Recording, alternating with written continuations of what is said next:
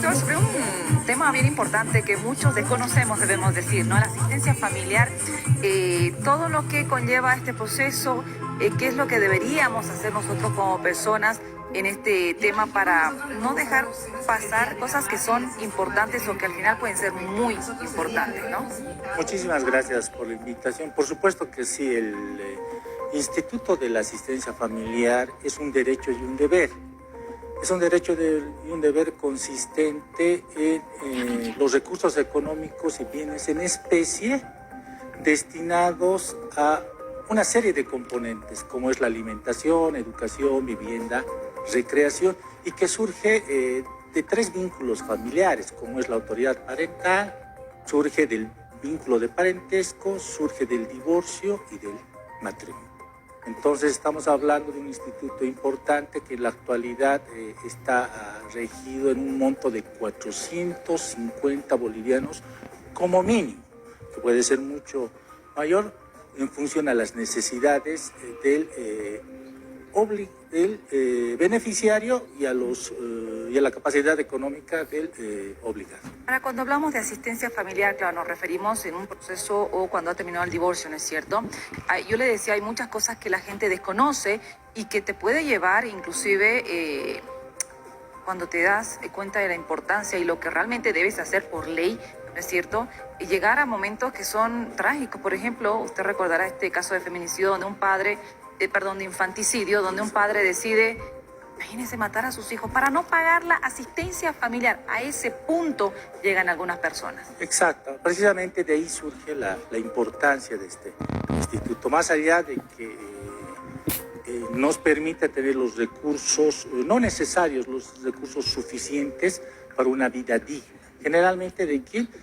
De los niños. Entonces, lo que se debe hacer en estos casos es acudir a la vía jurisdiccional. Lo ideal es que no se acuda a la vía jurisdiccional. Claro, porque padre es padre, sí. Madre es madre, finalmente. Que entre progenitores se establezca un acuerdo donde el progenitor que no tiene la guarda, es decir, que no tiene el cuidado, tiene la obligación de suministrar los recursos necesarios para una vida digna. Si es la mamá, por ejemplo, si es la mamá la que trabaja y el papá no, pero el papá está con los chicos, ¿qué pasa en ese aspecto? Es que en realidad el Instituto de la Guarda tiene como obligación aquel progenitor que no tiene la guarda. ¿Qué es la guarda? Es el cuidado y protección del niño. Aquel que no tiene la guarda tiene la obligación de otorgar la asistencia familiar. Por supuesto que en un ámbito estrictamente legal, la asistencia familiar implica la obligación de ambos. Claro. Pero el que tiene que efectivizarla es el progenitor que no está a cargo de la guarda. Lo ideal, como te había comentado, es que ambos estén de acuerdo y no judicializar. Lamentablemente hay muchos progenitores que no conciben de esa manera y tenemos que judicializar, a través ya sea de un proceso de asistencia familiar o el momento en el que se inicia el divorcio, a través de las medidas provisionales. Entonces esas son las vías para hacer efectivo la asistencia familiar. Ahora, cuando llegamos a instancias judiciales, ¿qué pasa cuando, por ejemplo, vamos a poner por ejemplo al papá, ¿no? Que no va con los chicos y no quiere pagar? ¿Qué pasa? Lo importante de judicializar es que ya existe una autoridad competente que va a obligar al progenitor al pago efectivo. En materia de asistencia familiar y en materia laboral existe la excepcionalidad de poder ser coercitivo el cobro. Cuando un progenitor no quiere asumir esa obligatoriedad, existe el mandamiento de apremio.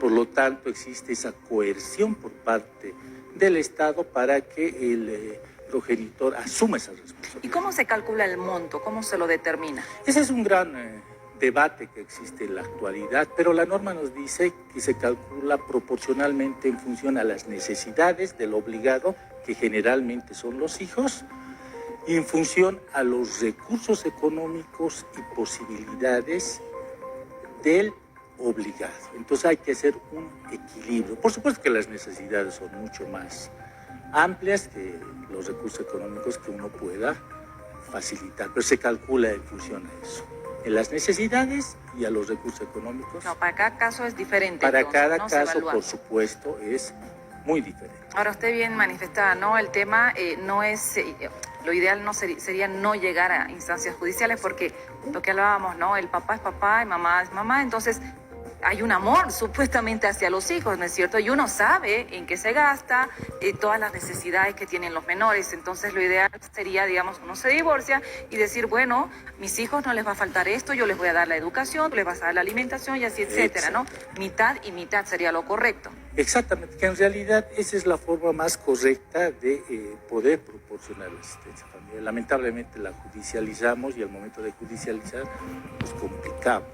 Porque en realidad existen varias sentencias constitucionales del Tribunal Constitucional Plurinacional que precisamente han dado el detalle que tú te refieres. Un padre puede hacerse cargo de la educación, de la vivienda, el otro padre puede hacerse cargo de la salud, de la recreación, de la seguridad social.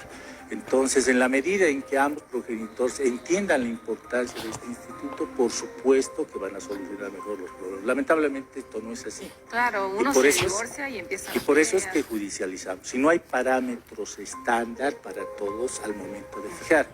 Lo importante del Código de las Familias y del proceso familiar es que ya ha establecido un monto mínimo. Establecer un monto mínimo porque el legislador y la doctrina nos han hecho entender que existen presunciones sobre la necesidad. Las necesidades existen y en ese marco el legislador ha hecho una presunción y es precisamente que a partir del 1 de mayo el monto mínimo para la asistencia familiar es 450 al mes. Al mes. De ese monto mínimo, por supuesto, dependiendo de la capacidad del obligado, se va a incrementar, dependiendo a las necesidades del beneficiario, que generalmente es el niño, se van a incrementar. ¿Qué pasa si el papá no tiene trabajo, por ejemplo? Si el padre no tiene una fuente laboral, de todas formas se establece la necesidad o la obligación de de pagar por lo menos el monto mínimo, claro, que es 450. Tiene que hacerse cargo. No es excusa para no cumplir el deber de la asistencia familiar, no tener una fuente laboral. No es excusa para no cumplir el deber de la asistencia familiar que yo no pueda ver a mi hijo. Claro, pero los chicos comen, claro, tienen necesidades y uno no puede decir, bueno, yo no tengo trabajo y verás tú qué hacer. Entonces, es un deber. Como te digo, no es excusa que yo no pueda ver a mi hijo, el no otorga la asistencia familiar, que yo no tenga una fuente laboral para otorgar la asistencia. Ahora, para todo esto, doctor, tiene que haber, pues, porque le decía, ¿no? A veces uno cuando termina una relación, un matrimonio, un divorcio, hay peleas, ¿no? O sea, en algunos casos, muy pocos, uno termina en buenas condiciones, ¿no? Hablando de sentimentalmente, pero en estos casos se necesitaría un intermediario. Ahí entra el papel de ustedes, precisamente como abogados, que ustedes, tengo entendido, han iniciado una campaña para poder llevar adelante este diálogo precisamente y no llegar hasta instancias judiciales, poder conciliar con ustedes como intermediarios, como abogados, para que se pueda llegar a acuerdos, ¿no? Eso es lo más óptimo. Eso es lo más óptimo, lamentablemente tú lo has mencionado, el proceso del divorcio implica una serie de etapas, desde las etapas emocionales, llegando a la etapa económica, y no muchas personas o no muchas parejas entienden que el vínculo, el único vínculo que tiene que romper es el vínculo sentimental, porque el vínculo entre progenitores siempre tiene que estar abierto en virtud del nacimiento de un hijo. Entonces, lamentablemente, esos son los casos mínimos. La mayoría de las veces existe problemática al respecto y esto de la asistencia familiar va ligado con la guarda. Se utiliza al niño con el objeto de generar problemas. Al momento de la desvinculación, ambos progenitores quieren asumir el cuidado del niño. Y ahí denotas que el único perjudicado es el niño. Por lo tanto, también la guarda se centra en un instituto de mucha importancia porque en la guarda el único protagonista es el niño. Ahora, para finalizar, ¿este monto tiene que ser en dinero, la asistencia familiar? ¿O el papá puede decir, bueno, por último, yo no tengo el dinero, pero puedo llevarte, ¿no? Porque trabajo tal vez, no sé, en una fábrica de alimentos, qué sé yo, pueda llevar en especies, puede llevar alimentos a sus hijos. O ropa, no sé, ¿no? El concepto de la asistencia familiar, no solo de manera doctrinaria, sino también el legislador nos ha hecho ver que es el conjunto de recursos económicos, pero también de bienes en especie. Por lo tanto, podría también estar sujeto a la entrega de bienes por parte del progenitor obligado, no necesariamente el dinero. Excelente, doctor. Por favor, ¿dónde la gente puede contactarlo a usted?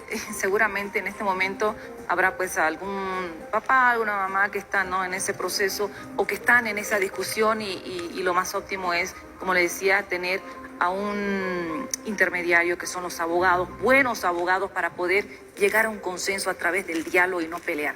Claro que sí, mi nombre es Carlos Alberto Laguna Calancha, soy abogado especialista en Derecho de Familia y Niñez y Adolescencia, parte del estudio jurídico Castro Laguna. Nuestras oficinas están en el edificio Parking, piso 5, oficina 52, y todo el conjunto relacionado a la materia de familia puede ser también consultado a través de nuestros 2 libros publicados, que es Asistencia Familiar y también el proceso de guarda. Por lo tanto, cualquier consulta también puede ser realizada al teléfono 705-72-978.